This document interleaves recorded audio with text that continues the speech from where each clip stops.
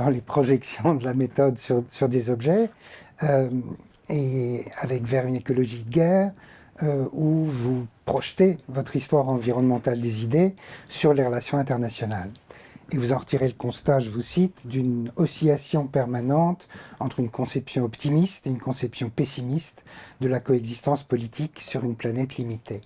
Donc pour les uns, le progrès scientifique et technique, mais aussi le développement économique, serait de nature à favoriser la paix et la prospérité de tous. Pour les autres, au contraire, ce même progrès, ce même développement serait de nature à raréfier les ressources et à exacerber les conflits. Alors on va examiner en détail la généalogie que ça trace, mais avant de faire ça, on ne va pas rester au niveau de la méthode, mais en tout cas au niveau de la présentation du projet. Comment se structure cette oscillation entre les deux, et aussi du duel qui le sous-tend, et puis comment vous voyez la périodisation de l'affaire.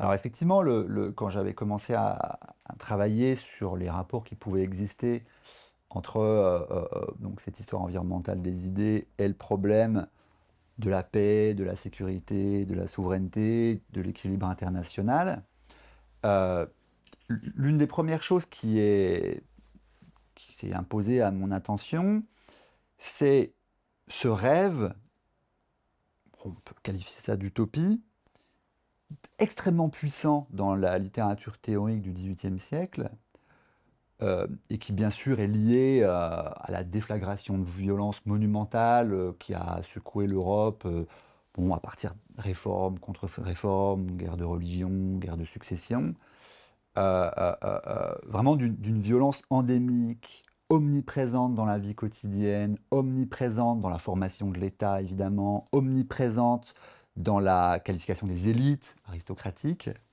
Et on commence à voir une série d'acteurs intellectuels disant ça, c'est pas la civilisation. Ça, c'est pas au niveau de l'exigence rationnelle qu'on peut avoir pour nous-mêmes, pour l'avenir, pour la dignité.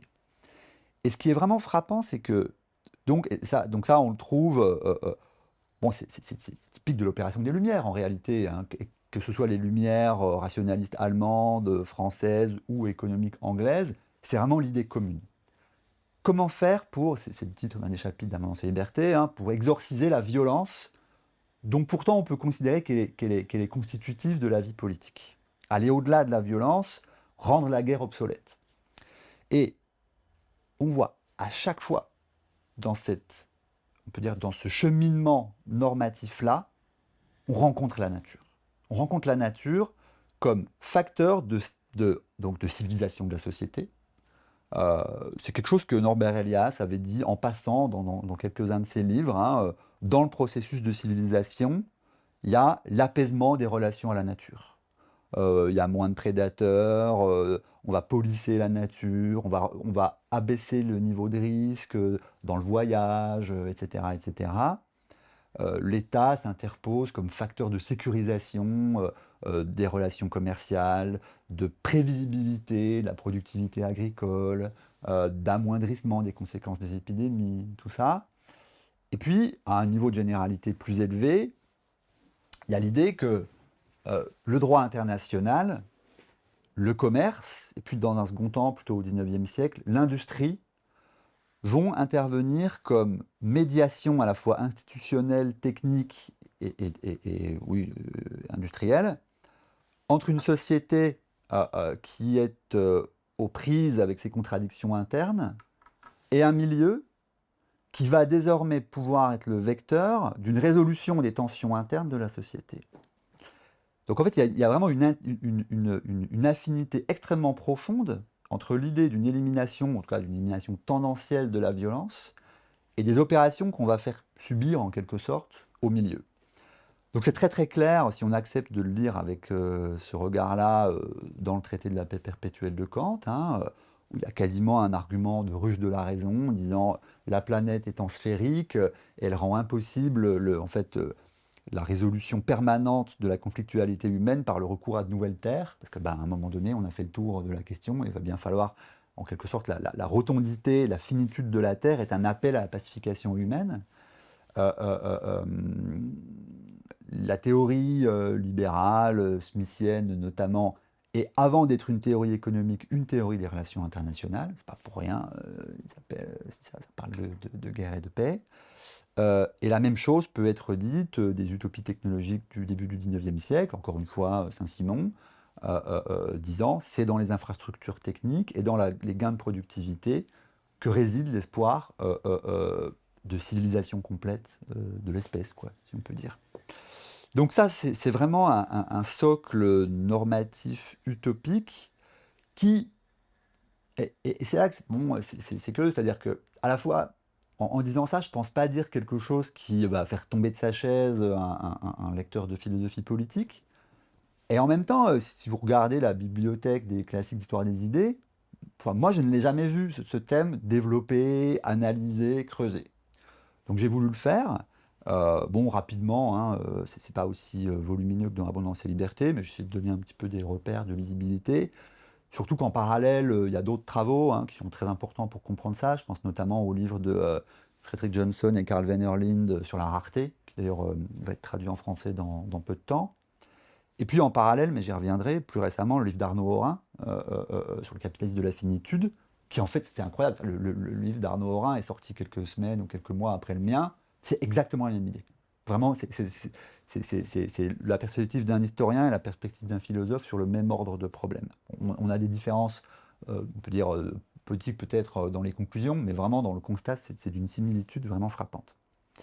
Donc voilà comment les choses se passent, et puis après, donc, on discutera effectivement de cette oscillation historique entre l'idée d'une élimination de la violence par la transformation des rapports à la nature et l'idée adverse, qui est quasiment contemporaine, qui est hobbesienne, puis malthuso-darwinienne, hein, au contraire d'un constat d'incapacité à surmonter la conflictualité humaine par les rapports à la nature. Dans le livre, dans l'écologie de guerre, je ne propose pas à proprement parler de périodisation de cette oscillation, parce que sur un plan, on peut dire, qui est strictement celui de l'évolution des idées, il n'y a jamais en fait de disparition totale de l'un ou l'autre de ces paradigmes, on va dire optimistes ou pessimistes pour reprendre les termes que vous avez employés, mais qui sont corrects. Ils coexistent beaucoup, ils se battent beaucoup. Il y a une exception en quelque sorte, où vraiment on voit un paradigme dominer l'autre. Et là, pour le coup, on est complètement d'accord dans la périodisation avec Arnaud Horin. C'est une période qui va de la fin 19e, début, bon, disons le tournant du 20e siècle, jusqu'à la Seconde Guerre mondiale, où là, vraiment, le paradigme, en fait, anti-libéral, quoi, anti-lumière, qui est développé dans la géopolitique classique, dans un néo-malthusianisme angoissé par les limites de la productivité agricole, l'explosion démographique, en gros la tension entre les gains de productivité et le développement de l'espèce, puis bien sûr un contexte de militarisation des relations internationales, la fin de l'État long-mort, etc., etc. Là, ça crée un contexte pour la cristallisation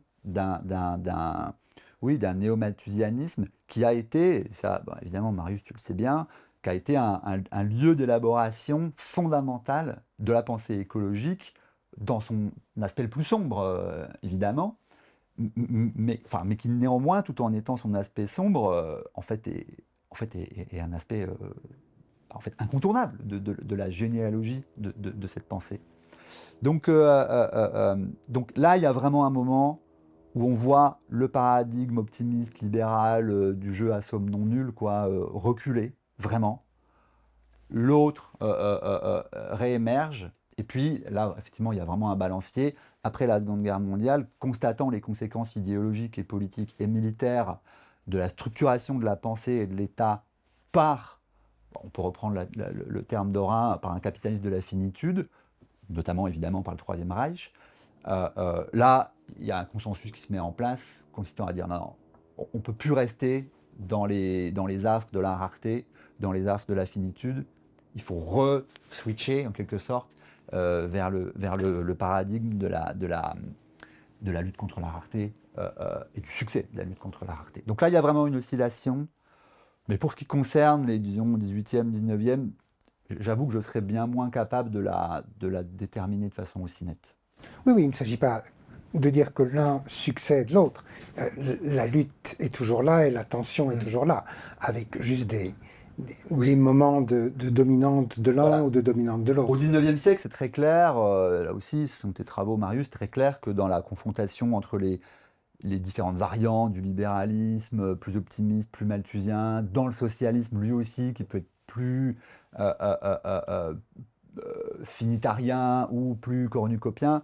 En fait, c'est un débat qui est en quelque sorte en travers des controverses strictement idéologiques, ce qui les rend d'ailleurs aussi intéressantes, ce qui rend intéressant leur relecture. Donc là, effectivement, il n'y a pas de, c'est pas un problème de périodisation, c'est plutôt un problème d'espace de controverse qui se pose. Ceci dit, une petite incise quand même sur la périodisation, puisque vous citiez le livre d'Arnaud Horin, effectivement, et il n'y a pas que lui. Si on lit par exemple Phenomenal World et les Polycrisis, il y a aussi cette idée, cette espèce de dualisme du capitalisme possible qui arrive, et lié aux questions climatiques, aux questions environnementales. Et donc avec cette idée de cette dualité optimiste, pessimiste, cornucopien, finitarien, quelle que soit la manière dont on les pose. Alors, la question que je me pose, c'est est-ce que ces livres auraient été possibles, ou plus exactement, est-ce que vous, Orin, d'autres, Tim Sae, je ne sais pas, auraient eu envie d'écrire comme ça s'il n'y avait pas eu 2015-2016, le Brexit, l'élection de Trump et puis la réaction de Trump. C'est-à-dire qu'il me semble que il y a là aussi un effet de l'histoire contemporaine sur le besoin de penser ça. Si on se reporte 20 ans en arrière, par exemple, au moment grand tournant, à la fois acmé et début du déclin du néolibéralisme classique, c'est-à-dire les guerres de Bush, par exemple, je ne crois pas qu'on aurait vu les choses de ce côté-là. On aurait plutôt vu comme une espèce comment dire, d'avancée vers une catastrophe du point de vue des cornucopiens. Oui, oui, tout à fait. C'est d'ailleurs une inflexion qu'on a souvent partagée avec Arnaud Horin et avec quelques autres. Moi, ma manière de dire est la suivante. J'ai 42 ans, je suis né en 1983, j'ai commencé mes études, j'ai eu 18 ans le 11 septembre 2001. Voilà, pas faire plus Kairos, quoi. Donc, en fait, je suis un natif de l'âge néolibéral. Je n'ai jamais connu autre chose. Et en fait, ma formation intellectuelle a été structurée par ça. Ce que je veux dire par là, c'est que bon, bah, sous l'autorité de Bourdieu, de Foucault, hein, qui sont quand même les deux références absolument monumentales de cet âge-là, il était entendu qu'être un penseur critique voulait dire être un penseur critique du néolibéralisme. Et c'est évidemment tout à fait compréhensible. Et en réalité, au fond, j'ai pas de... Mon opération ne consiste pas à dire c'était pas ça qu'il fallait faire. C'était probablement ce qu'il fallait faire à ce moment-là. Quand donc, bon, bah, voilà, je grandis, j'avance, je deviens moi-même quelqu'un qui essaye de produire des opérations de pensée originales. Et effectivement, ça se fait dans le contexte que vous décrivez. Un contexte marqué, alors pas par l'élimination comme ça brutale du jour au lendemain du paradigme néolibéral, très loin de là, mais en tout cas l'émergence de, effectivement, ce que Arnaud Horin appelle un nouveau capitalisme de la finitude, du protectionnisme, des politiques industrielles. Bon, alors, mentionner Trump, enfin, moi je pense quand même que le phénomène structurant, c'est surtout l'émergence de la Chine hein, qui change la donne, parce que c'est l'émergence de la Chine qui est en fait l'aiguillon dont le reste sont les conséquences. Les différentes crises qui traversent l'Union européenne, etc. Et ça, et puis alors, bien sûr la question climatique, et alors ça, je pense que ça a eu tout un tas de conséquences d'ordre épistémologique et politique. Pour moi, au début, les premières conséquences, c'était bah, la lecture d'Escola, de Latour, en fait, de gens qui disaient, si vous voulez avoir une porte d'entrée dans la structure sociale, ce qu'il vous faut, c'est peut-être moins le marxisme et ses dérivés, mais un certain retour à la théorie au structuralisme, mais un structuralisme augmenté d'une perspective environnementale ou écologique. Donc c'est ce que je disais tout à l'heure, quand je disais l'histoire environnementale de l'idée, c'est une manière de théoriser l'ordre politique dans sa globalité. Et donc voilà, donc voilà, ce que certains collègues appellent l'anthropocène, toutes ces choses-là, ça a des conséquences épistémologiques. Et puis progressivement, en tout cas moi c'est comme ça que je l'ai vécu, progressivement ces conséquences épistémologiques elles-mêmes ont des conséquences plus normatives, plus politiques, qui consistent quand même effectivement un peu à dire le néolibéralisme n'est plus l'horizon structurant, exclusif, ni même primordial pour la pensée politique. D'abord parce qu'il n'est plus aussi hégémonique qu'il l'avait été dans les décennies antérieures, et parce que, et ça honnêtement, je ne pense pas qu'on aurait pu le prévoir hein, à ce moment-là, parce que l'évolution des crises du capitalisme ne suit pas la trajectoire qu'on aurait pu imaginer, c'est-à-dire quelque sorte l'épuisement total de la société par la loi du marché, mais en quelque sorte, au contraire, plutôt un épuisement des équilibres internationaux construits à l'âge néolibéral par un retour, en quelque sorte, à cette obsession de la finitude, des limites, de la frontière technologique, de la reterritorialisation en grands blocs technologiques et commerciaux. Et ça vient, en fait, ça intervient comme en fait, oui, ça rejoint hein, les constats sur la polycrise d'Adam Tooze et d'autres. Ça commence à former un arrière-plan macro-sociologique, macroéconomique, en référence auquel on construit, on développe de la philosophie politique. Et c'est vrai qu'il m'est arrivé de discuter avec des collègues, bon, qu'on pourrait caractériser comme des gens qui restent dans le référentiel de critique du néolibéralisme, et souvent il y a des malentendus en fait. Il y a des malentendus. On avait récemment au Grand Continent fait un débat comme ça avec Arnaud Horin, donc qui pense plutôt comme moi, enfin complètement comme moi, et Anne-Laure Delatte. Et c'est vrai qu'on avait l'impression de pas du tout parler le même langage.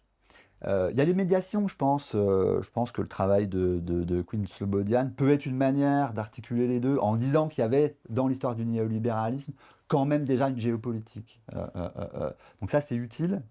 Mais c'est quand même, je pense qu'il ne faut pas négliger la rupture épistémologique que constitue ouais, la relativisation du néolibéralisme comme, comme catégorie critique et espace de référence par défaut pour la philosophie politique. C'est très important.